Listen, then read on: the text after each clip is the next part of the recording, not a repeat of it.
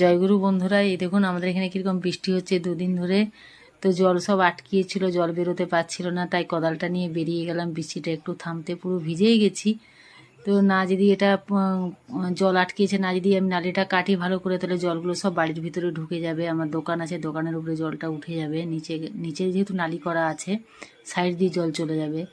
তো আমাদের তো এখানে নালির কোনো ব্যবস্থা নেই, গর্ত করে দিয়ে গেছিলো কিন্তু কোনো ব্যবস্থা নেই পাকা নালির। আর কর্তা হচ্ছে বাজার গেছে মাল করতে, কেন 2 দিন বৃষ্টির জন্য মাল করতে পারেনি, সেই জন্য আমাকেই কোদালটা নিয়ে বাইরে বেরোতে হলো।